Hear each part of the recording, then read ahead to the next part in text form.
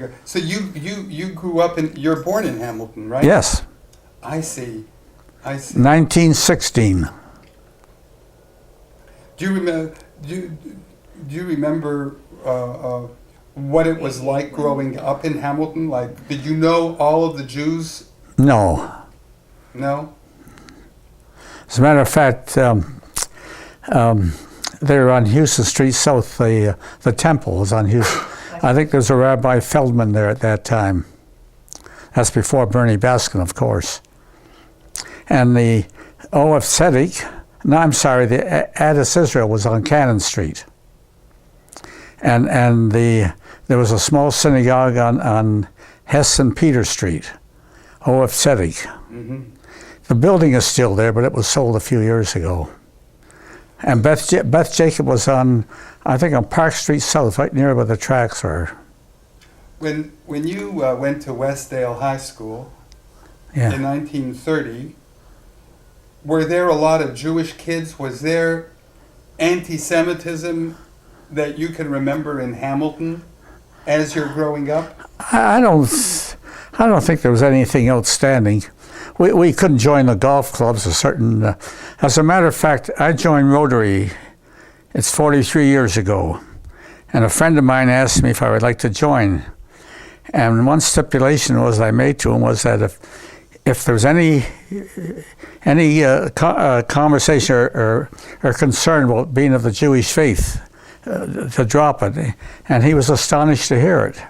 As a matter of fact, the late George Levinson was a member of Rotary at that time. You remember him? He had a shoe store in Hamilton. And from my understanding, he gave the impression that he was the only Jewish member and they wouldn't welcome others. I could be wrong, but that was the impression I had and a few others. But there's been quite a few. There's no such thing in Rotary now as far as Hamilton is concerned. We've had a lot of Jewish members. But I was thinking back 50, 60 years ago, people sometimes write in books that there was anti-Semitism, that it wasn't easy for Jews to live or to own houses anywhere that they wanted to. Well, as a matter of fact, as a teenager, I worked in Robinson's. It was a department store in Hamilton on James South, and I was in the clothing department. And a friend of mine worked in the sporting goods department. Anyways, he outfitted me with the whole ski thing, everything, the skis and the clothing, etc., etc. And then I forget the name of the ski club just outside of Hamilton. They wouldn't accept me because I was Jewish. And he was quite embarrassed about when that happened. I think that's about the only incident I ever ran against. Interesting. But Norman, the club, I'm sorry? The club in downtown Hamilton didn't want Jewish. Oh, the Hamilton Club. Hamilton Club. Well, they've changed that since. Yeah. I was asked to join some years ago. I had no desire to join because I'd been a member of the Y, and I'd rather go to the Y and work out instead of going there and have lunch.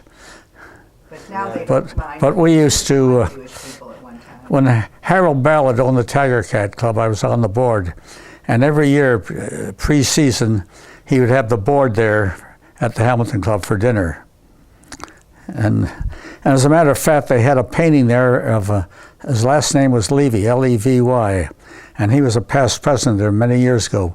But I don't think he ever denied his Judaism, but I don't think he ever lived up to it. I think he had, what's his name? He was a bachelor, the Levy that passed away. Was it Herman Levy? Pardon? Herman? Herman Levy, yeah.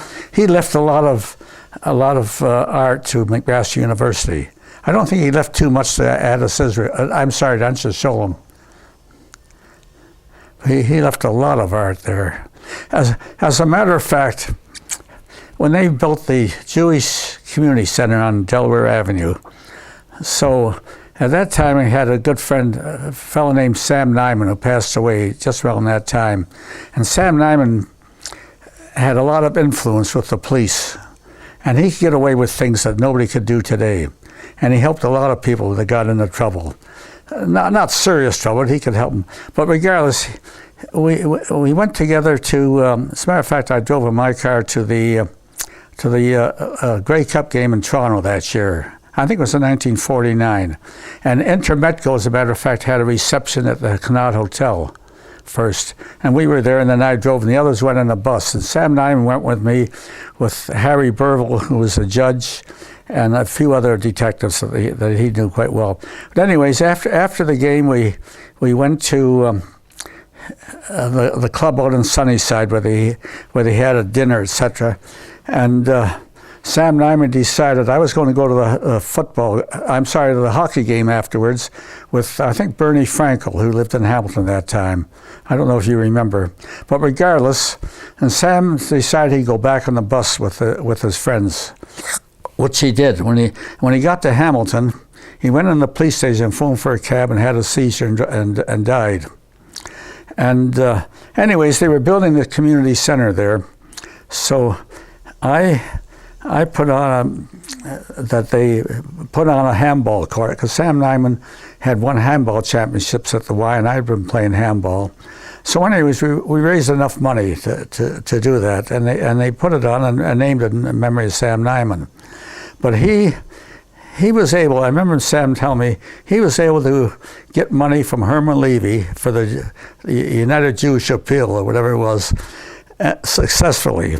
So when I went up to see Herman Levy in his office on Main Street East, and anyways, we had a nice talk, and I told him what I was interested in, just a normal contribution to memory. And I remember him saying to me, "Mr. Levitt, you are welcome to come here at any time, but don't come here to ask me for money." Really? That's the exact quotation from him. I thought that another handball champion in Hamilton was Albert Cohen.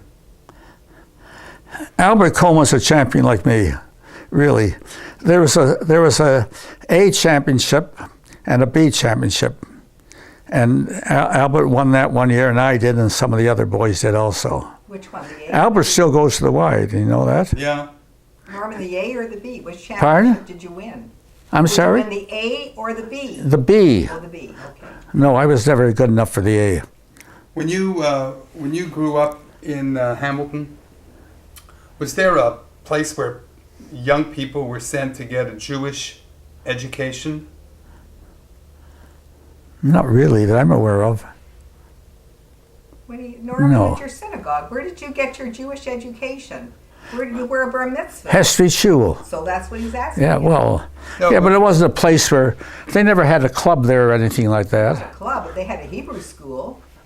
Didn't they have a Hebrew Yeah, yes, they had a Hebrew. This is what he Well, asked. we went there at Talmud Torah. We went That's after. right. Isn't that what you're asking him? Yeah, it's. Oh, I'm sorry. No, that's fine. That's fine. I would have asked it. You would have told me anyways. You went there after school. Yes. Well, 4 o'clock in the afternoon. Do you remember any of the other people that went with you? Oh gosh. Sam Taylor was a member there. As a matter of fact, Sam Taylor's father passed away before Sam was bar mitzvah even. I think Sam was 11 or 12 years old.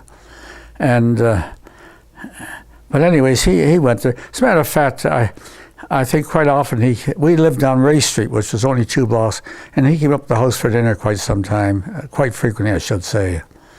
And, there were a lot of, it's hard to bring up names though, it's so long. But Ali Churns was one that went there, and he had a grandfather, a red-headed fellow, and his father's name was Melech Churns. They lived on York Street. They had a tobacco firm, and they sold tobacco products, I should say. They didn't manufacture it. And York Street, of course, had a lot of Jewish people living there. There were the Wigdersons, had a grocery store on there, and he had 3 daughters, Sarah, Ethel, and Dora. And none of them live in Hamilton now.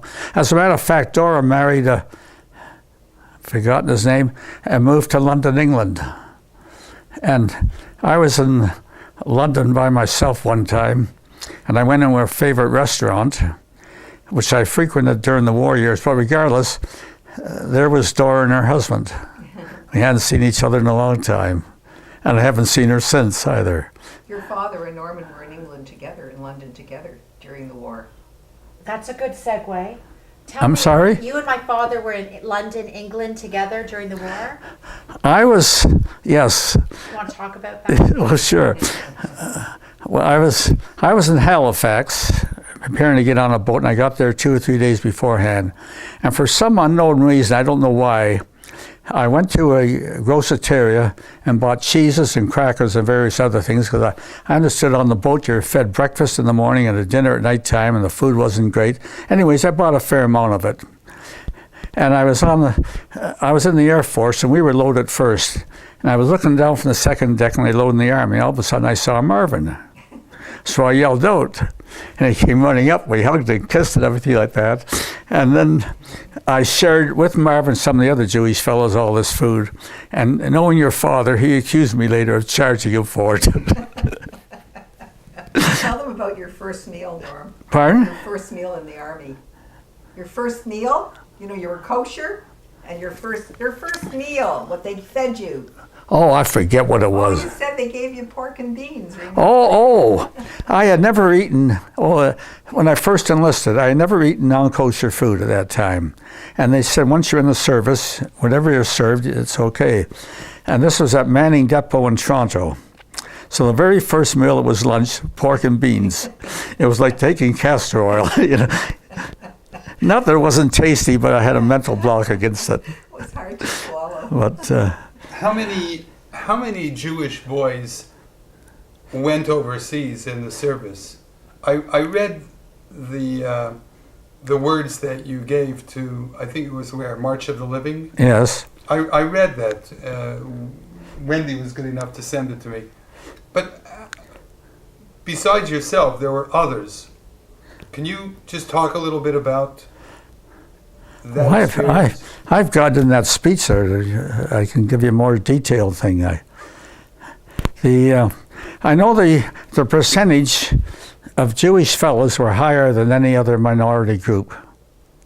I think at that time, if my memory serves me correctly, there were 167,000 Jewish people living in Canada, and I think 11.7% served in the services.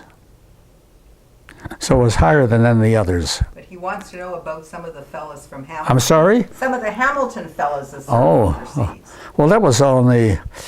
Did you read his speech? Yeah, but we want him to talk about it on okay. tape. Yeah, talk about it. Talk about Well, what do you want me to talk about? I don't know. the guys. Pardon? The guys. The fellas that served overseas, the ones that Oh. came back, the ones that didn't come back. Well, Ellie asked me to mention some of the Hamilton fellows that were killed. And one of them was, well, I've got that all in the speech. I can get that out and be... Talk. Pardon? We want you to talk. I'm sorry? Just say it on tape. They don't want you to read it. They want you to Oh, I see. Well, there was Ali Ballinson. He was killed and he was buried in Malta. And I don't know the date offhand. Ali has a brother, Morty, who served in the Canadian Army during the war, and he also served in Korea. And Morty is still in Hamilton. And there was Alfred Garshowitz, and he was in the Air Force as a rear-end gunner, I believe, and he was selected amongst other worthy candidates. They were going to bomb a dam in Germany, I believe it was, and they wanted to get the best of the Air Force available, and he was one of them chosen. And as a matter of fact, when they were approaching the dam, his plane was shot down and he was killed. And he's buried someplace in Europe. I have it in the notes there. But as a matter of fact, I forgot his name, but the top man in Britain sent his family a letter expressing condolences after he was killed. And there was a fellow, Sid Lees. Sid was born in Russia, came here as a young man, but he joined, and he was shot down on his 28th operation over Europe. As a matter of fact, he had only been married about a year beforehand, and his widow married Marvin Frank. Yeah, that was Jackie I don't know if you Frank. remember Jackie Frank? Yeah, she married Well, there was a fellow named Feldman who was reported missing, and I remember, and this was a rather emotional thing. They lived on Grant Avenue in Hamilton, and I was in the service at that time. And I went down one evening. It was early. It wasn't dark, but it was dusky. But anyways, so he was reported missing at that time. And anyways, I went down there, and his mother opened the door and thought it was her son. But regardless, I think about 6 months later they found his body and that, and who else? There are a few others. Pardon? Talk about Dave Goldberg. Oh, well, then I did mention about Dave Goldberg, that after mentioning the fact those that were killed, I said Hamilton had a real hero in David Goldberg. That's Billy Goldberg's brother. You're right. Yes. You were interviewing. Bill Goldberg's brother, yes, Yeah. And he has another brother, Erwin, and he had a sister, Ruth, who passed away about 2 years ago. But Dave was a pilot. He was flying Spitfires, and he was shot down and parachuted to safety into France, and through the French underground he got back to Britain and came back to Hamilton and was suitably recognized, etc. And afterwards, once you've been shot down and escaped, you don't have to return, but Dave did.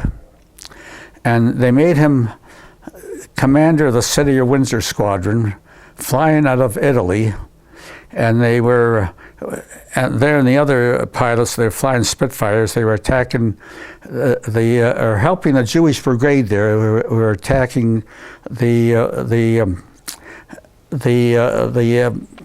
German installations there.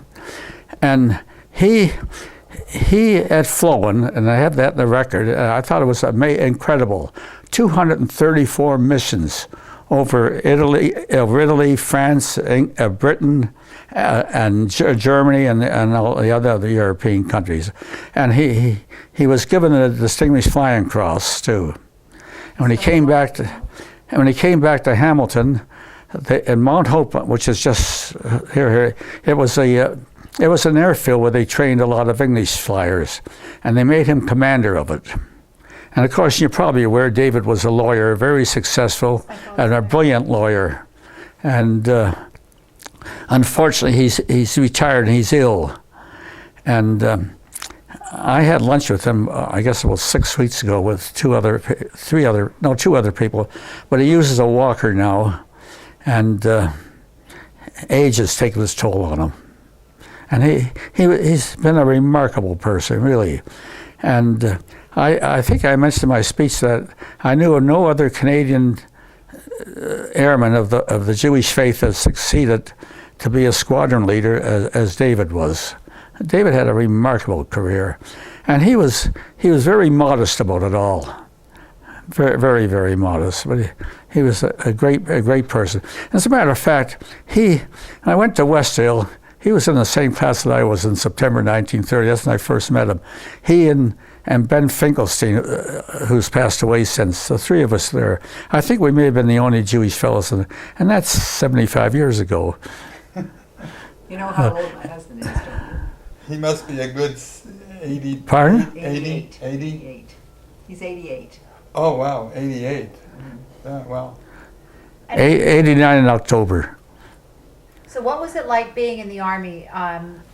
What was it like being in the Army as a Jew in those years?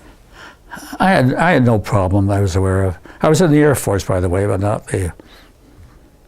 But no, there was no... I never ran into any great incidents or anything like that.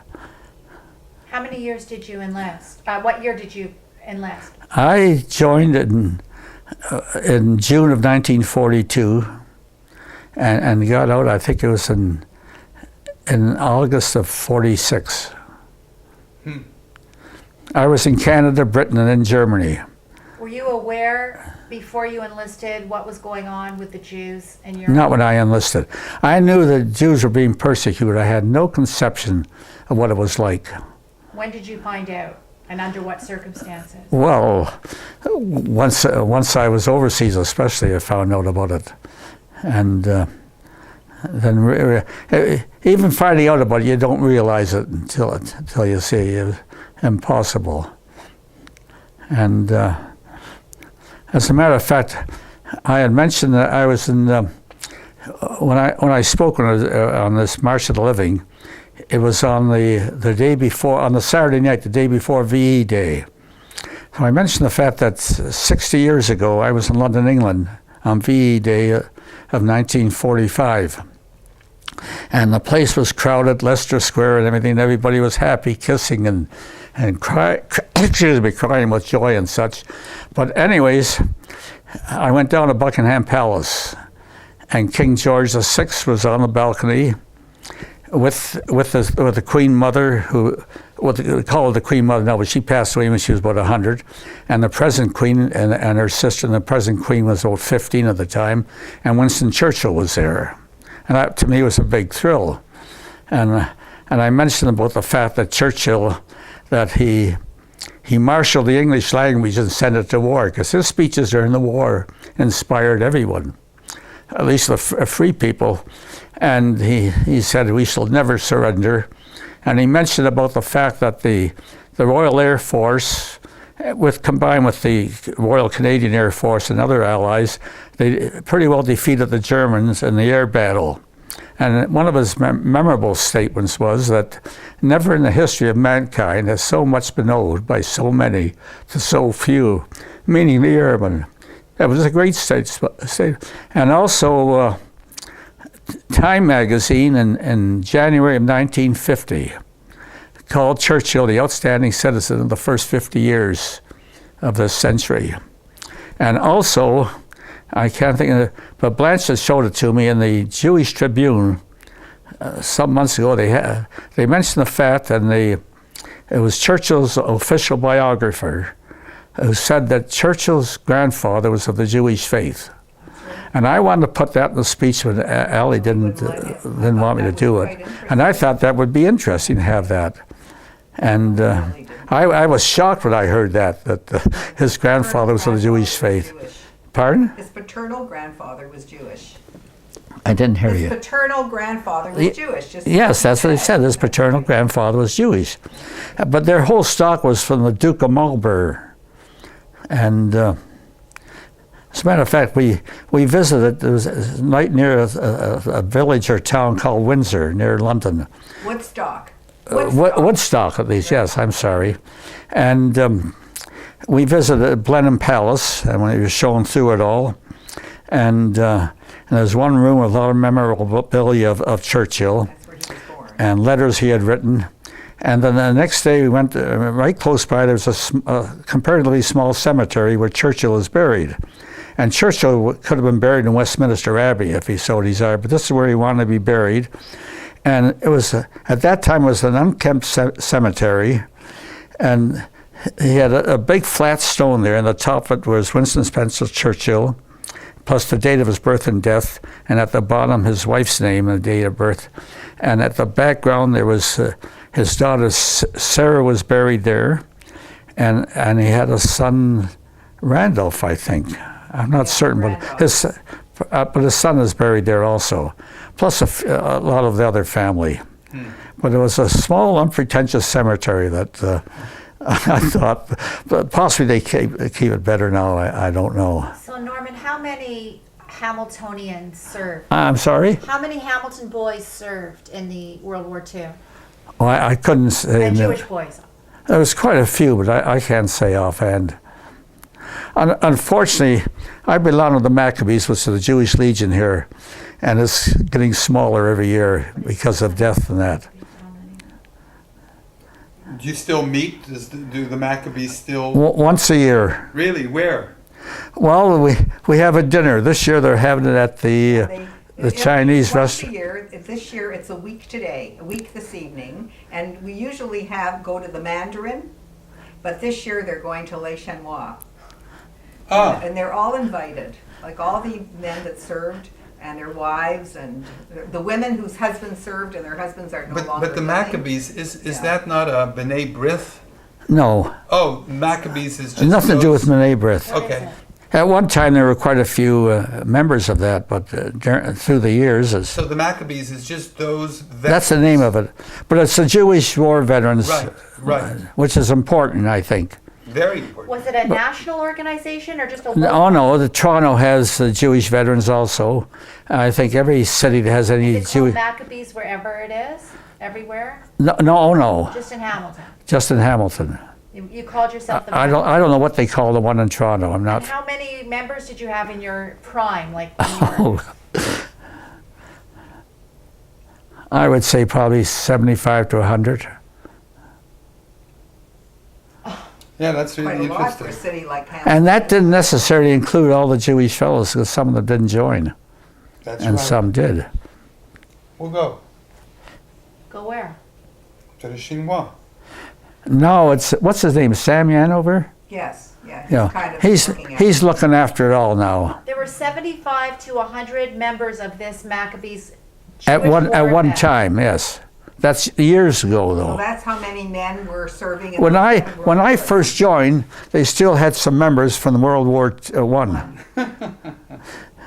There was Ike Siegel, and there was a few of them. But You want to go? Were there ever any Jewish players who played for the Hamilton Tiger Cats? yes, what was his name? Zvon- Sutton. Sutton? He played quarterback for. Really? I think he's about the only Jewish fella. Billy, you were asking about Svankin. Do you remember Abe Svankin? Abe Sabankin, yes. He played for Notre Dame, the big university. And I believe, I'm not certain, I think he played for the Tiger Cats. That's who you meant. He never participated in any Jewish activities. I think he married out of the faith, and they lived out on the beach someplace. And Right. they looked after dogs, I think, and bred dogs and such.